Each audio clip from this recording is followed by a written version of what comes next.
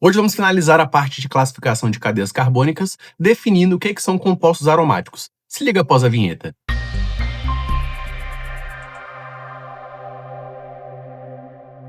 Fala, meus queridos, como é que vocês estão? Tudo certo? Vamos finalizar nossa parte de química orgânica nessa parte introdutória de classificação de cadeias carbônicas? Então, galerinha, primeiramente nós precisamos entender quais são as condições que você precisa ter na sua cadeia carbônica para que ela seja considerada uma cadeia aromática.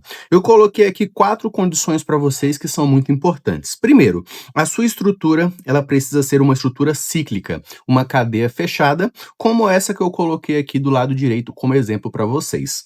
Uma outra parte é que sua estrutura, ela precisa apresentar planaridade. Os seus carbonos, eles precisam ser planares uns aos outros. Esse composto aqui, se você for analisar todos os carbonos da sua cadeia, todos eles apresentam hibridização sp2. O que significa isso? Significa que todos esses carbonos apresentam geometria trigonal planar. Então, todos esses carbonos, eles estão no mesmo plano. Eles estão paralelos, com os orbitais paralelos entre si. Você também tem que apresentar o que nós chamamos de insaturações conjugadas, o que é basicamente você ter ligações duplas alternadas com ligações simples. Então, quando você olha para essa cadeia, você tem aqui uma ligação simples, só que aí a próxima, ligação dupla, próxima, simples. Aí vem dupla, simples e novamente vem a ligação dupla. Essa conjugação é muito importante. Lembrando que não existe essa conjugação apenas para compostos aromáticos. Compostos de cadeia aberta também podem apresentar duplas ligações saturadas, mas insaturadas no caso. Mas você não pode chamá-los de aromáticos, tranquilo? E por último, uma regrinha que quase nunca vocês lembram, que é a nossa regra de Huckel, que é o seguinte, ela fala que você tem que ter 4n mais 2 elétrons π na sua cadeia. Aí como é que você vai achar essa quantidade de elétrons π? Vamos lá, eu vou apagar aqui para não ficar tão feio. Lembrando que a ligação dupla, ela é formada por uma ligação π e uma ligação sigma, correto?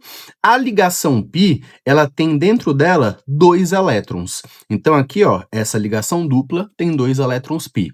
A próxima ligação dupla, ela também tem 2 elétrons π, e a próxima também vai ter 2 elétrons π. Então vamos realizar o cálculo da regra de Huckel.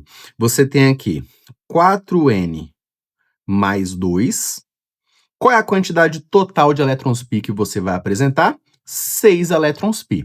Realizando esse cálculo, nós vamos ter n igual a 6 menos 2 dividido por 4. Se você tiver esse cálculo aí na sua cabecinha, você vai ter um valor de 1. O que significa isso? Se esse n na regra de Huckel der um valor inteiro, 1, 2, 3, 4, no máximo até 6, significa que o seu composto ele pode ser um composto aromático. Agora, o que significa o seu composto ser aromático? Quando você pega essas ligações duplas conjugadas e por seus carbonos estarem todos com orbitais paralelos entre si, esses elétrons da ligação dupla, os elétrons π no caso, eles podem ficar pulando de um carbono para o outro. Então eu posso ter essa ligação dupla sendo jogada aqui para os átomos da direita, aí eu pego essa ligação dupla e jogo para baixo, e eu pego essa ligação dupla aqui e jogo para cima. Então essas ligações duplas vão ficar girando ao redor do meu núcleo aromático. Esse processo vocês conhecem com o nome de ressonância. Guarda no seu coração que isso aqui é muito importante. Então, ó, nós temos aqui a chamada ressonância. E como é que nós representamos a ressonância num composto aromático? Deixa eu desenhar aqui para vocês um composto, ó. Temos aqui o mesmo composto que temos do lado, né? Um composto cíclico de 6 carbonos, bonitinho aqui. E para dizer que ele é um composto aromático, que ele tem ressonância, você vai colocar um círculo dentro dessa cadeia fechada. Então, ó, eu vou desenhar aqui um círculo. Esse círculo aqui significa que você está apresentando uma ressonância entre os seus compostos. Lembrando que a ressonância ela causa uma certa estabilidade na sua cadeia. Então, os compostos aromáticos eles são compostos que vão sofrer tipos diferentes de reações orgânicas que a gente vai ver só mais para frente. E um outro ponto importante, galera, é o seguinte: quando você pega a sua ligação simples entre carbonos e a sua ligação dupla entre carbonos, elas apresentam distâncias de ligações diferentes. Isso acontece porque essas ligações têm forças diferentes. Então, a ligação simples ela é um pouco mais fraca do que a ligação dupla. Por causa disso, a ligação simples vai ter aqui uma distância de ligação aproximada, tá? Vou colocar aproximadamente 1,4 angstroms. Então, essa é a distância entre esses dois carbonos. Quando você pega a ligação dupla, por ela ser uma ligação mais forte, mais intensa, ela também é uma ligação mais curta. Então, ela vai ter aqui uma distância de aproximadamente 1,2 angstroms. Quando você tem esses carbonos na ressonância, você acaba tendo um alongamento da ligação dupla, mas um encurtamento da ligação simples. Então, em vez daqui, nesse composto, você ter 1,4 e 1,2, a distância que você terá entre esses carbonos vai ser de aproximadamente 1,3 angstroms.